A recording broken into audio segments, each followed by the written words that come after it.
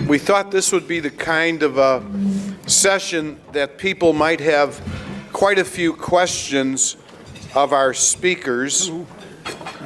So our format will be a little different than it usually is. I've asked each of our panelists to make an opening statement about the first 100 days of President Donald Trump and his administration for 3 minutes. And then we'll move into a discussion among the panelists and with our audience. To my immediate left, Monica Davey is the Chicago bureau chief of the New York Times. She works in a dual role as an editor and reporter. Did you get 2 checks? No. Only 1 check. Based in Chicago. Her bureau covers 11 states throughout the Midwest. Monica is a Chicago native who previously worked at the Chicago Tribune, a host of other newspapers, and the legendary Chicago City News Bureau. Thank you, Abden. Any other alums of the Chicago legendary City News? Okay. She holds a BA in linguistics. Then to her left, John McCormick, the political reporter for the Bloomberg News. He has just covered his 5th presidential campaign in 2016, focusing on polling, political advertising, and the nomination process. He has traveled to roughly 40 states with former President Barack Obama and with dozens of states with Republican candidate Mitt Romney. So he's been exposed to both Republican and Democratic presidential nominees. Before he joined Bloomberg News in 2009, he was a reporter at the Chicago Tribune. John holds a degree from St. Thomas University, not in those islands, but in Minnesota. To John's left, Kristen McQueary, a member of the Chicago Tribune editorial board. Her areas of focus include government, politics, education, and candidate endorsements. Kristen is a native of Rockford, Illinois, with a bachelor's degree from Illinois State University in Bloomington and a master's degree from the University of Illinois at Springfield. And last but not least, Dick Longworth, who is the senior fellow at the Chicago Council on Global Affairs. He's the author of many books and articles on the impact of globalization. He, too, is a man with a long history in journalism, most recently as the senior correspondent for the Chicago Tribune for over 20 years. He was a foreign correspondent for the Trib and United Press International, and he has reported from 80 countries on 5 different continents, and he has a lot of miles. Dick Longworth is a graduate of Northwestern, nominated twice for a Pulitzer Prize, a Nieman Fellow at Harvard University, the Lowell Thomas Award for a story on a camel trek through the Sahara. If you don't know who Lowell Thomas is, you'll have to Google. And he's a former mentor to Streetwise, Chicago's newspaper for the homeless. Let's give them a round of applause.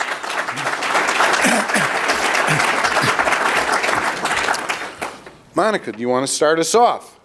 Sure. Is this turned on? It's on. It's on. Okay. Thank you so much for having me here. It's really nice to be here. I have been here during my City News Bureau days covering your afternoon newsmakers, so it's a nice return home. That was a long time ago.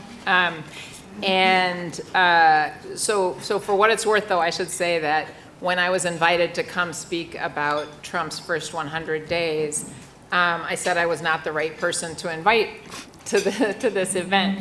These folks actually cover the Trump administration, and we've got fantastic New York Times correspondents like Peter Baker and Maggie Haberman, and a list of many wonderful correspondents who cover the White House every day from Washington.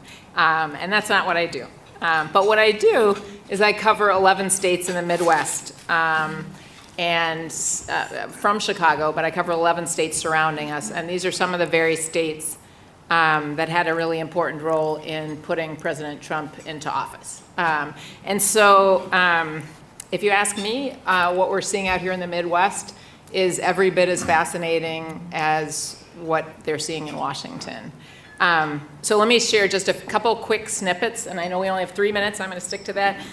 A couple quick snippets from my last 100 days that I've been thinking about some.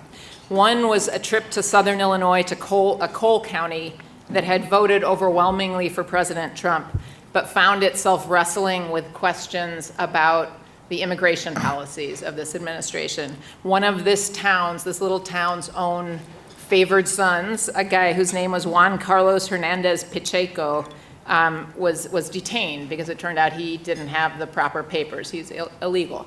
But the people in this town objected, and the mayor did, the prosecutor did, the fire chief did, because this guy had been such a big contributor and helper to this community for so many years, and they didn't understand that he was illegal until he was detained.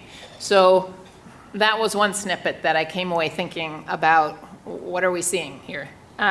Another snippet, and I think some of you will probably recognize this story, but a colleague of mine, Julie Bosman, who also works in the Chicago Bureau of the New York Times, worked on a story about a mayor's race in Bolingbrook, Illinois, where the very long-time mayor, having a run for re-election, should have been an easy ride, but his relationship with Donald Trump and his help for Donald Trump last fall ended up making it a really close race. He won. Roger Clare won re-election, but it was really narrow victory. And then right here in Chicago, one more snippet of things I'm thinking about in the last 100 days. We wrote about President Trump's relationship and interest with the city of Chicago, and his tweets about the violence here, his thoughts about, his comments about Chicago. And the story left us wondering what this may or may not mean for federal involvement in what's happening here, what the DOJ will or won't do, and what happens this summer with the violence and how that plays out here. So I guess for the moment, I think it's way too early to say what any of this adds up to, if anything.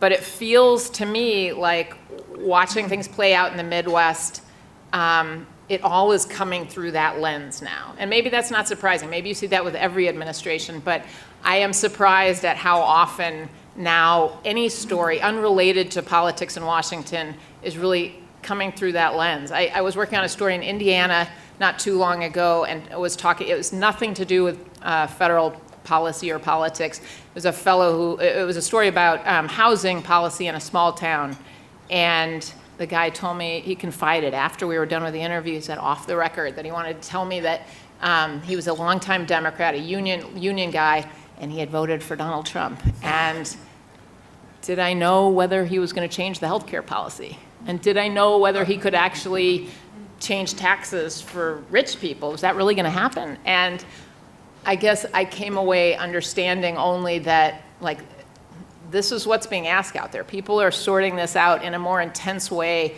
than I have seen before, than I saw in previous administrations. People are looking at this and trying to figure it out all over the Midwest. So, well, thank you, Monica. I blew that deadline. I'm sorry. That's okay. You're good. You're good.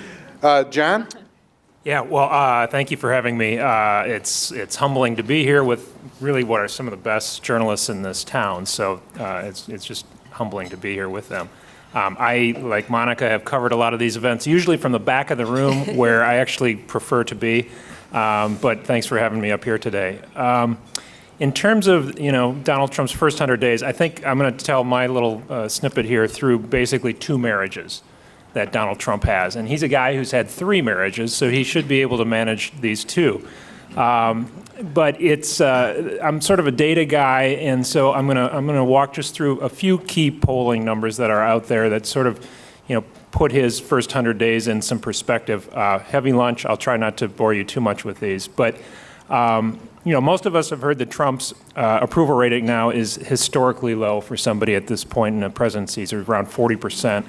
And that now ranks as the least popular president among the last 12 White House occupants at this point in a first term. But it's all relative.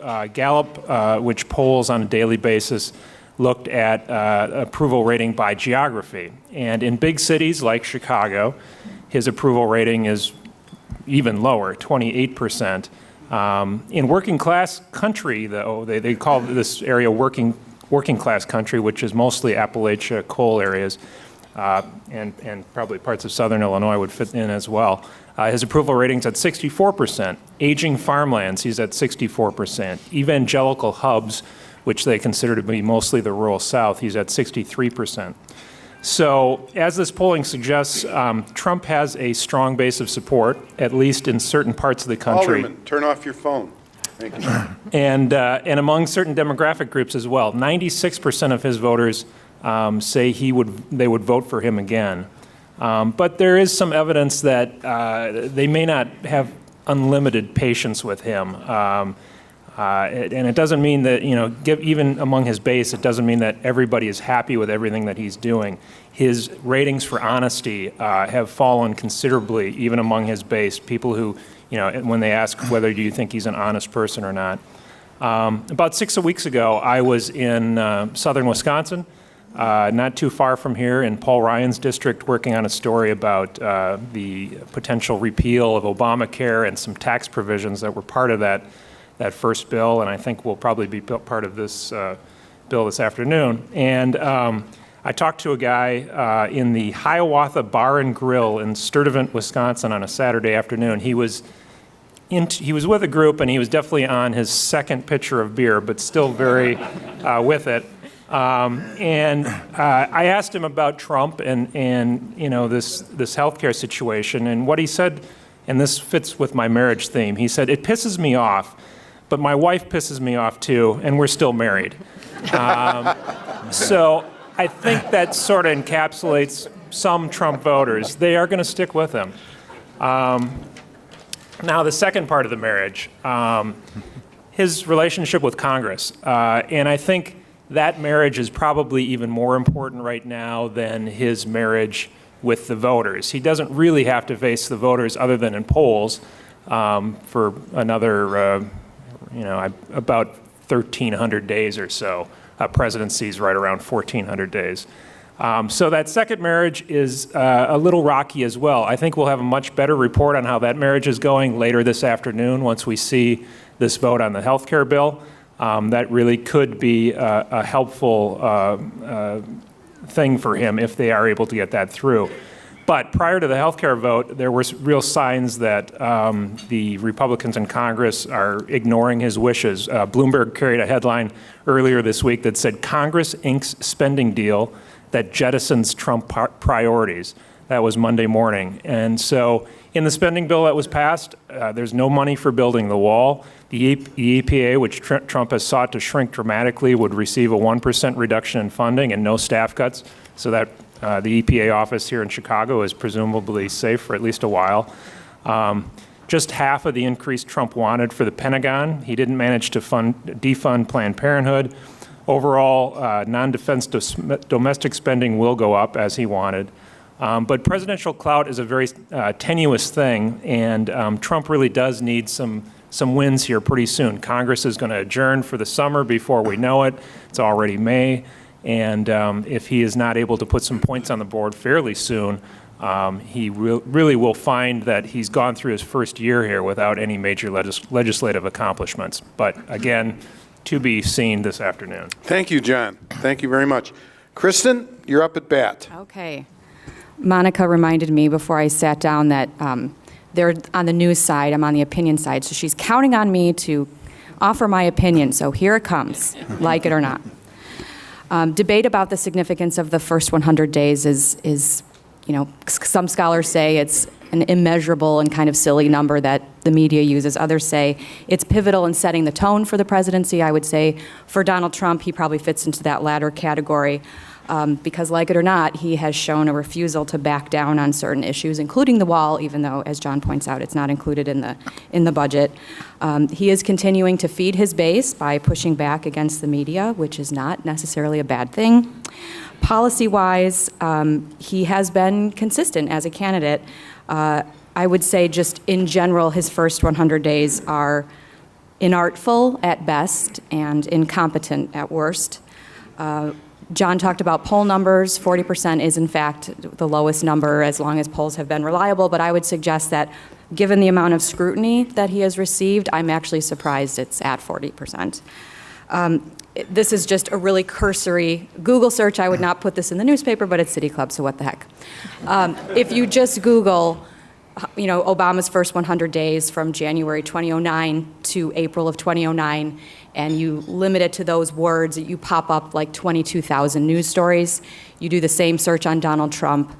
So it's 22,000 for Obama. It's 868,000 for Trump. So again, based on that, it's kind of remarkable. He's at 40%.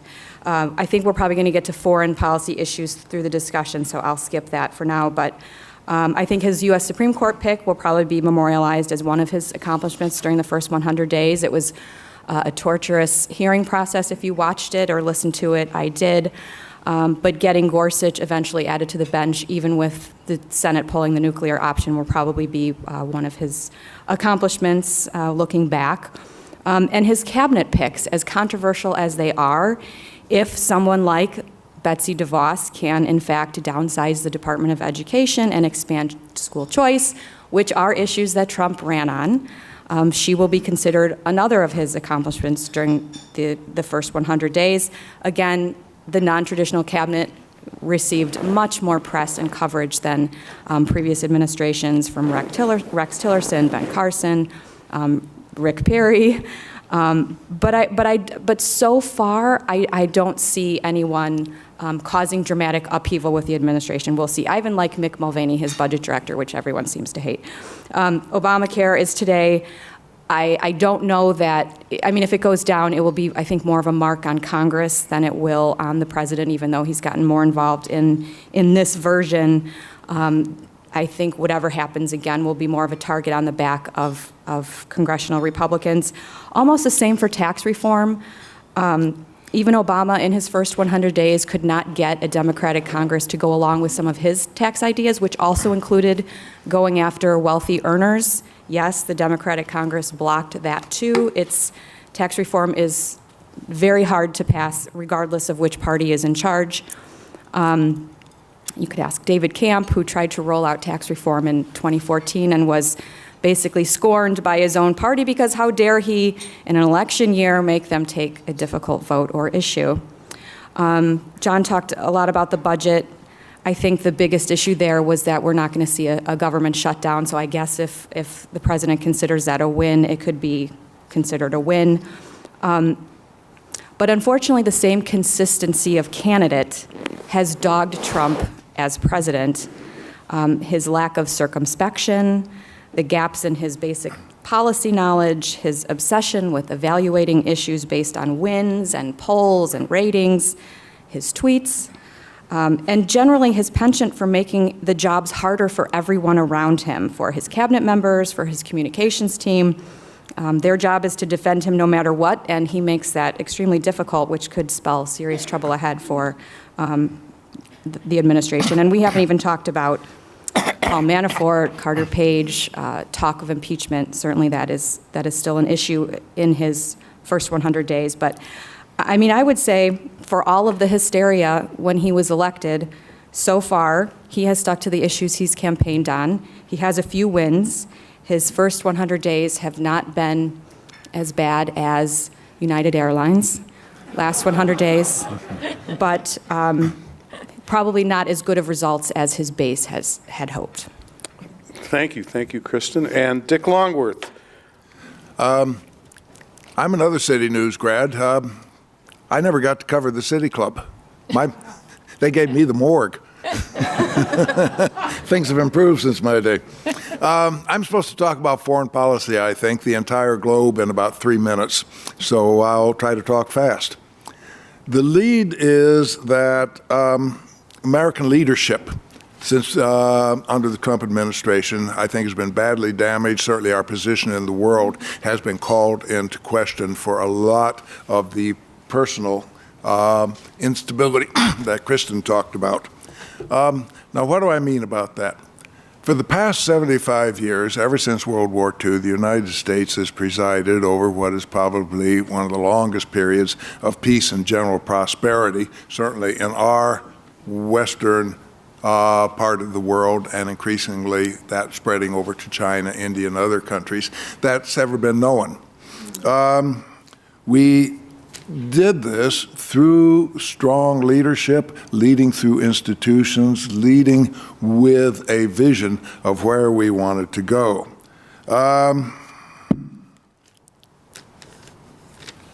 We still are in a position to carry that out.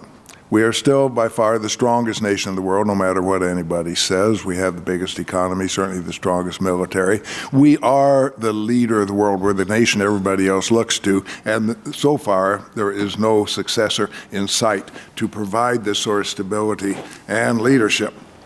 So the world really does look to us to carry this out as an important role, and they're looking at this country now and wondering what in the world literally is going on. Trump's first 100 days, the lead has shaken this sense of stability and leadership in two different areas. First, I think would say the instruments of leadership. Rex Tillerson seems to be a substantial character, but he's a rookie in a very important job, and he certainly does not have the team in place to help him, and shows no interest in filling those jobs. We have too many vacant positions, not only in the State Department, but in the other agencies that deal with the world. Secondly, there is an overemphasis so far on, on the military. People like Mattis and McMaster are substantial characters. They are more on the military side of things, whereas soft power seems to be taking the back seat. By soft power, I mean the use of diplomacy through the State Department, aid through USAID, certainly the cultural side of it. The emphasis on education and culture is a very important part of our foreign policy. It's what makes us attractive to the rest of the world. It makes other people want to be on our side. You don't see an awful lot of boat people fighting to get into China. We are an attractive country, and that is a real plus in foreign policy, but it's part of the soft power, which the Trump budget, if carried through, would undermine. The second part, apart from the instruments of leadership, I think is the exercise of leadership. The world does look to us to be steady, to be responsible, mostly to be predictable. They don't like surprises from here. You know, as they say, the lion may lie down with the lamb, but the lamb won't get much sleep. A lot of the world over the years lies awake at night wondering what this big, powerful, good-natured, good-hearted, but sometimes clumsy country can do. When we fall off the wagon, we fall off with a bang, like in places like Vietnam and Iraq. But basically, we have been predictable. The world can look to us, know if there's a crisis, know that we will carry this through in a predictable and a steady way. And now, who knows? You know, what do we stand? What is our policy? Is Putin our pal or not? Is China a currency manipulator or not? Is NATO obsolete or not? Do we like democracies like Australia or Canada? Or are we pals with dictators like Kim or Duterte? Nobody knows on this. There is this uncertainty about what we are going to do, what our values are, where our policy is going to go, and this is scary. I don't know. Nobody knows. There's a general feeling that Trump doesn't know. So far, as several of the other speakers have said, we've made it through the first 100 days okay, so far so good. But we really haven't had a foreign policy crisis yet. It's going to come. It always does come. And when it comes, nobody knows how this administration, this president will react, and that's scary. Thank you, Richard. Thank you very much, and thank all of our panelists. So we're now open to questions. So if you have a question, just hold your hand up. Amanda from our staff, our social media maven, is coming around to collect those questions. The very first question is from Richard Smiley. Richard, where are you? Oh, right there. Okay. Not a member of the City Club. On the way out, you'll be moved off to a side and we'll fleece you of $35. He's with NCSBN. Will Trump last all 4 years in office? Who would like to start that? Well, John McCormick, you look eager. he's a 70-year-old man, so probably. And I think, talk of impeachment, while it percolates once in a while on the far left of the political aisle, I suspect Donald Trump will be in office at least 460 days. Prediction, but who knows? If I may say, Evan Osnos, one of our former colleagues at the Tribune, has an excellent article in the current New Yorker on just that subject. And he goes into it in some depth, how you get rid of a president, how you could get rid of this president. Basically, it's very instructive in how you do it, but he points out really just how hard it is. And people already are questioning his mental stability.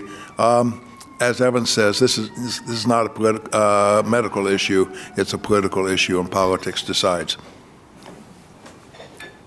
Kristen and Monica, any thoughts? I read Evan's article, and I think he points out fairly that given the Republican control of the House and Senate, at least for this term, they would have to get behind any sort of impeachment effort, and that seems highly unlikely.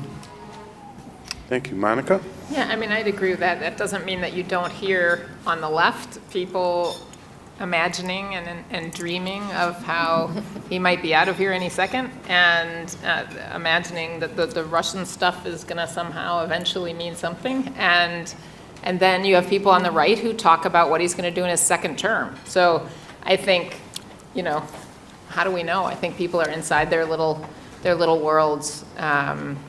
We're a little bit stuck in our separate worlds, and maybe we should all read Evan's story and accept the fact that this is probably at least one term. Okay. This is from City Club member Warren Ribley, who's sitting down here. How has President Trump's tweeting impacted or changed how you report on the news of prominent issues other than causing you to be up at 4 o'clock in the morning? Who wants to go with it? I'll go with that. I think this doesn't impact me anywhere near as much as it impacts the White House correspondents.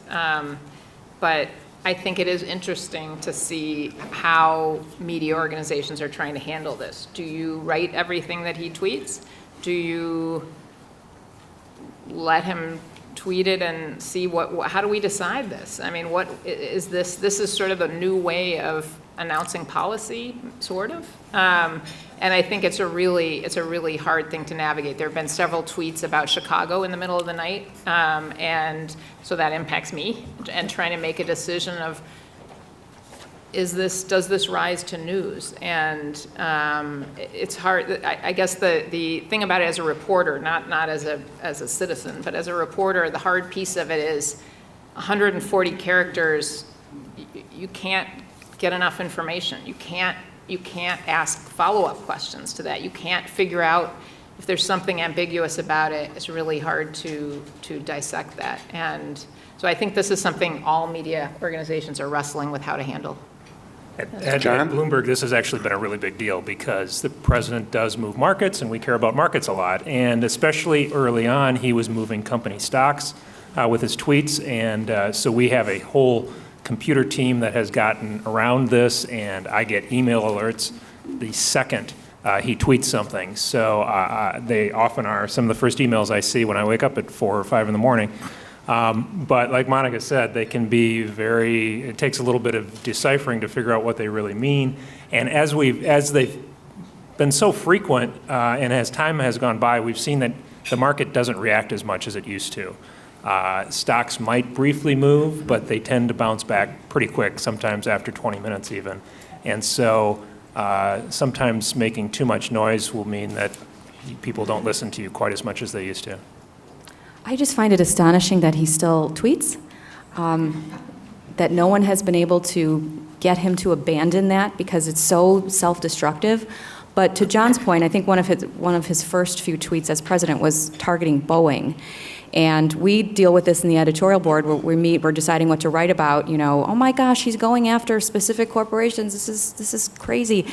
But then in a weird way, his tweets are either completely false or they're kind of in the ballpark. So you sort of know where he's coming from. And when it came to the Boeing tweet, he was actually, I think, talking about the larger problem with the F-35 and corporate welfare and how he's going to change all this. But it's just, it is continually surprising. I'd love for someone to explain to me how they've been unable, even with the CIA and all of the protections and all of the qualifiers that a president has to adhere to, that he is still allowed to have a Twitter account.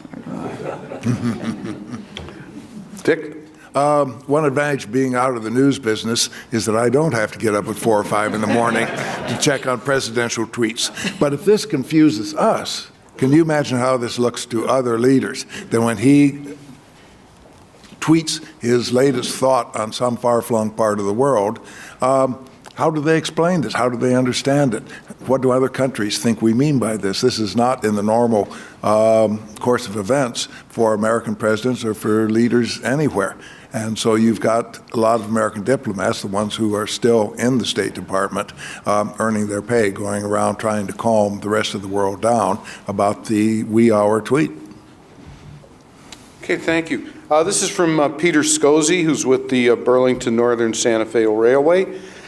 Your thoughts on the future of domestic energy, coal, wind, solar, etc. And he wonders, he snuck in a twofer.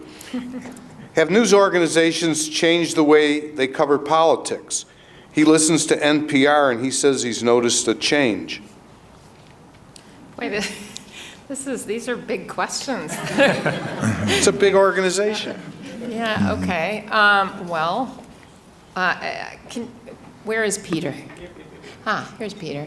Did you go to lab school? I did. Me too. Okay. I recognize your name. Don't hold it again. No, I'm a fellow alum. So can you help me understand, what do you mean about media change? I can't answer your energy question. I have no idea. But your media question. Was somewhat shocked by the results of the election. Maybe they were missing something in the public, and it seems as if now, at least when I listen to NPR, they're digging a little deeper, trying to talk to sources they had not in the past spoken with. Yeah, I think, obviously there was a ton of coverage before the election that said that the result was going to be the opposite way, that all signs were that it was not going to come out the way it did. I think that has necessarily and rightly forced some reexamination of, how did the media get it wrong? And I think that, I think everybody is doing a little soul searching about that, the organizations in a big way, but individuals. And I think if there's a lesson for me personally, it's that you got to talk to more people. It's really simple. It's not really about statistics. It's not about polls. It's not about, we need to keep talking to the people in Michigan, keep talking to the people in Wisconsin, keep talking to the people in Ohio, find out what they're really thinking about, and don't make assumptions about what that is. But I think that's all healthy. Anyone else on our panel want to talk Just real to quick, that? to buttress Monica's sort of opening statement, she and I work for news organizations that are largely based in Washington and New York, and they can sometimes think of even a place like Chicago as flyover country. So while maybe some folks in the Rust Belt aren't real happy about a Donald Trump presidency, it has meant that all of a sudden we're a little bit more on the map for those news organizations, that we are going to have to pay more attention to some of these Midwestern states. So that's a good thing from a selfish perspective. Okay, Graham Grady, who's with Taft Law, City Club member. Kristen, we have to have you respond to this. Is Trump lazy? Today's Tribune op-ed by Steve Chapman says Trump's laziness will prevent him from implementing his agenda. Your thoughts? Well, I don't know personally, but yeah, I think I think he is lazy. I think in Steve's op-ed he talks about how Trump gets carted around on a golf cart all the time, so like he's physically lazy, but we all know he's intellectually lazy. The things that he gets, I'm sorry. Things that he gets away with saying. Even who was interviewing him recently where he was talking about the job and he was just lamenting how it's so much hard work. It's just so much harder than he thought it was going to be. And he really loved his previous life. I mean, he likes what he's doing now, but he loved his previous life. So, yes, I think he's lazy in both aspects. Dick Longworth? Yeah, he is lazy, and he's intellectually lazy, and I think he is personally lazy. There's a good story in the Times this morning from Peter Baker on Trump talking about peace in the Middle East. He was talking with Abbas yesterday, and Trump says, quote, "It's something, this is peace in the Middle East, the end to the Palestinian-Israeli crisis." You may have heard of that one. Trump says, quote, "It's something that I think is frankly maybe not as difficult as people have thought over the years. We will get this done." He even suggested that with his leadership, hopefully there won't be such hatred for very long. This is intellectual laziness. This is incuriosity. This is ignorance. This is a simple refusal to sit down and do the hard work on the issues. And with that sort of approach, you don't get anything done. Okay. This is from Liz Torres. Liz, where are you? Liz is with Hill and Knowlton Strategies. Has President Trump been reined in somewhat in the last 100 days? Who do you think is most successful at reining him in? Anybody want to? I see John leaning forward. I don't see that he's been reined in very much, and I don't know that there's anyone who will be successful at reining him in. I mean, he's a 70-year-old man. He's set in his habits. I think you've got what you've got. So I'm sure people around him, Reince Priebus from Wisconsin, I'm sure they're trying to rein him in. But, I mean, he's a CEO. He is the nation's CEO now, and those guys don't tend to be reined in a whole lot. So I would say no. Okay. Anyone else want to talk to I mean, that? I just wonder if there's a sense of reining him in when it comes to who he allows in his inner circle. I think he got burned a little bit with the Michael Flynn's, maybe the Steve Bannons, and so maybe as a CEO, he just inherently trusted everyone around him, and maybe in a way, he is slowly learning that politics is just a very different animal. And for him to even have said at one point, you know, he thought Assad was a good guy, and then he finally came around to realize that he's not. I do hope that there is some learning curve with him in who he allows himself to be surrounded with. Okay. By the way, do you think Sean Spicer will survive? And where has Kellyanne Conway been the last week or so? I mean, she's another example where I think she got a little too out front on issues and a little too self-promotional, and so I think maybe he tried to rein her in. She's only recently sort of been poking her head back out. Sean Spicer, I think he'll be around as long as he can like physically do it. I mean, that is a grueling job. I think most White Houses churn through spokespeople, every year and a half. So I think he's doing the best he can, but that is a really demanding role. What do you think, Tom? I was on a treadmill with Sean Spicer the morning of the election, or the morning before the election in Manhattan. And he, to me, seemed like he was pretty much planning on going back to Washington. So when people talk about Trump not expecting to win, I really don't think they expected to win, because Spicer sure seemed like he was going back to Washington to get some rest. And it didn't work out that way. Well, speaking of not expecting him to win, this is a question from City Club member Tom Donovan. Could you comment on whether media bias and the resulting backlash helped Trump win the presidency?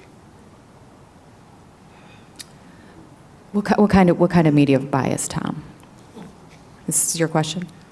Like media bias against him or for him, or? No, media club.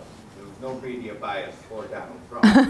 Yeah. And every time Donald Trump spoke to the audience, he spoke to the cameras in the back of the room, and the crowds went wild. So he used that bias against him to rally his people. Oh.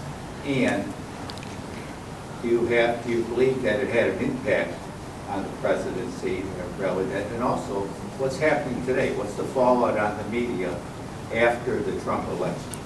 I think, it's not a secret that I don't know what John's polls will show, but people don't like the media very much, and they don't trust it. And I think that he talking about that and speaking openly and loudly about that, it spoke to people. And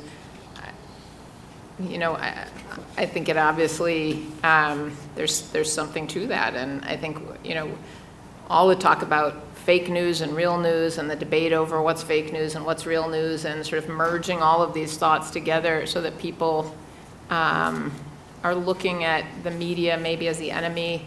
I think we all have to examine that, and I think obviously it had an impact on, it certainly was one of the areas that people who voted for him, it resonated with them. I'm not sure that he manipulated that. I think that they already felt a distrust of the media. I think that haven't polls shown that? Yeah. Don't we know that by now? I mean, we might be down there with the president, right? Used car salesmen. Right, used car salesmen, lawyers, yeah, everybody. So I think that speaking to that maybe again, I guess my point is that I think he was speaking to something that people already felt. And I think he probably did that in lots of ways. It wasn't just about the media. He was speaking to the feeling that Washington is full of corruption, the feeling that the fix is in, that the little guy can't win. He spoke to a lot of feelings that people really have and that are legitimate. Whether he solves them or not, that's another question. But I think that I don't think it was unfair for him to speak of that. The reason why that resonated with people is because they already felt that way. They were distrustful of the media. And there are some good reasons for that. And we have to work on helping people understand what we're doing. When we report things, where did we get it from? And there are real documents. Be very transparent, be much more transparent than we have been. That's all true, but I hope the media doesn't feel it's in a popularity contest. That's not what the media is about. As long as Trump keeps talking about the failing New York Times, I think you're succeeding probably. The media generally, and I mean, this is so much the change in the nature of the media and the failure of the business model, the decline of reporting staffs, certainly the depletion of newspapers and other media outside the major cities, has put a greater burden on major newspapers like the Times or the Tribune and things like that, generally, which I think are doing a fairly good job on reporting the issues. There is sort of a vast wasteland out there, to steal Newt Minnow's phrase, out in the hinterlands where the press has pretty much disappeared. The newspapers are declining with some notable exceptions. People get most of their news not from the traditional media, but from social media, or at best, which is pretty worse, Fox News. Talk about bias. Okay. Charlie Garner with Roosevelt University. He wanted to know if there's any chance that moderates from both parties could get together in Congress and fix health care, pass real tax reform, and address immigration issues. It feels like there are no moderates, and the moderates get thrown under the bus. I think the only path forward to getting changes are kind of maybe doing what Republicans are trying to do today, which is really strong-arm members. I mean, the moderate Democrat doesn't really necessarily exist anymore. If you look at who they just elected as their Democratic National Committee chairman and some of their policy and political agenda and who they elect for their leadership, and then you've got the same situation on the right. So the idea of cooperation and moderation is considered now to be sort of poisonous, which is, I know it doesn't make a lot of sense, but when you had the last significant effort for that, like on immigration reform, and you had the Gang of Eight proposal, it got shot down within, hours, days from the Republican Party. Supposedly that was the last movement toward that. And you had people like Marco Rubio have to defend the fact that he tried to find a moderate approach forward. So I don't see that as being possible. But Okay, this is from Carlos Ponce, City Club member. How many Supreme Court appointments do you think President Trump will have in his first term in office? Any guesses? Yeah, I mean, I think that's a pretty hard one if we had the medical records of all the existing members, maybe we could. So there's make an no rumor educated guess. that any of the long-serving and chronologically mature judges are considering retiring? Well, there's always rumors about that, but I think for us to take a stab at that would be pretty risky. I mean, maybe he gets 1 or 2 more. I think, again, it depends on whether he gets a second term or not. So that's a tough one. Okay. Just a couple of questions here. One is, Trump is the first president who has not spent 1 day in the government or the military. Same true for many of his advisors. What do you think that implies for policy and direction? Well, from what it's nice to know the territory before you go into it. He has no experience in government or the military or anything outside of the New York real estate business, really, and his real estate business. So he has had no opportunity to learn how a government works, how foreign policy and how domestic policy works. Now, a person with a normal intellectual curiosity would be trying to learn this because it's a steep learning curve for any president, and as we've noted, he does not have that curiosity. I think it speaks to why, I think John mentioned this earlier, it explains some of the stumbles early on with the administration and process, and it makes, the base of Donald Trump has been very disappointed in Speaker Ryan for even suggesting some sort of a replacement. They just wanted full repeal. But because of Trump's lack of government experience, he needs Paul Ryan more than Paul Ryan needs him. So I think to the base who wants Trump to succeed, he needs Paul Ryan to succeed too. Good. This is from Ashvin Ladd, City Club member over here. Has the institution of the American presidency been damaged for the long term by the first 100 days? I just think it's, I'm not against the 100-day assessment. I think you have to pick a number and make assessments, but I think it's way, way, way too early to know that. Just, we don't know. I think there are people who woke up after Election Day and thought that we wouldn't make it through the first 10 days or something, and obviously we're here. But I think using that as a real decision about whether the presidency is damaged is just too early. I think we have to wait. John and Dick and Kristen, anybody want to chime in on that? I mean, I don't know that it's been damaged, but I think the tweeting, to me, is just something that I have a hard time getting my mind around. And the fact that we had, I hate to even mention it, but something like the dossier that circulated on Donald Trump, and the fact that that is somehow becomes part of our national discourse with our president is pretty disturbing. Can I Sure, ask a absolutely. question? The tweeting, what is it that bothers people about the tweet? What is it that bothers you about him tweeting? I think it's very casual, and he does it in a very casual way. And I think words matter, and when you have the president sort of carelessly and without anyone over his shoulder making sure what he's, watching what he's saying, it doesn't make me nervous when he's talking about Ivanka and her clothing line and you buy her stuff at Nordstrom or whatever. But when he starts tweeting about North Korea, that makes me nervous. Okay, our I think final question. I'm sorry, Richard. Yeah, no, as I said, this tweeting really upsets the rest of the world and calls into question American leadership and the degree to which other countries can count on us.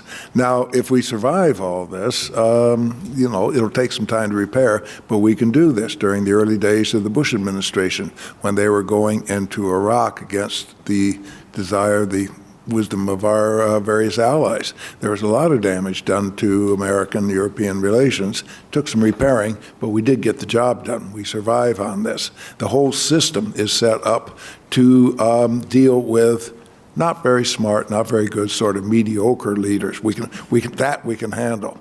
A leader who is off the reservation, who is doing these mad tweets in the middle of the night, that's something a little bit beyond what the designers had in mind. Okay, and the very last question, it's a very broad question, so just a lightning round, as they say, kind of answer. This is from Jasmine Hanser. Jasmine, where are you? She's way over there on the left. She's affiliated with the Republican National Hispanic Assembly. And her question deals with freedom of religion and faith, an action taken today by the President and Vice President, and that the President is going to meet with Muslim leaders in Saudi Arabia. This question of religion and faith and how the administration is approaching it. Any comments? I mean, how is the administration approaching it? I don't. Yeah, I'm not sure. So to compare how President Obama and Vice President Biden, how their 100 days compare with the 100 days of President Trump and Vice President. Oh, that would have been a very simple question. Okay, thank you. I think someone addressed this, but a quick response to it. How does the Trump-Pence 100 days compare to the Obama-Biden 100 days? From a religious standpoint. Yeah, that was her question. Yeah. I'll take a stab at it. I mean, I think for Trump and Pence, appealing to the conservative base is very important. So some of the actions that they've taken, Supreme Court, this action today, are going to be hugely popular with the Republican base and you know, the evangelical right. You know, during the campaign, we always sort of thought it odd how well Trump, a thrice married man with, you know, some things that came up during the campaign, videos and whatnot, that he was doing as well as he was with the evangelical base. But he has held their support and seems to continue to do so, and these recent actions will only help from that regard, I think. Anybody else want to comment on that matter? Okay, thank you. Thank you, John, for responding to Jasmine's question. Let's give them a big round of applause.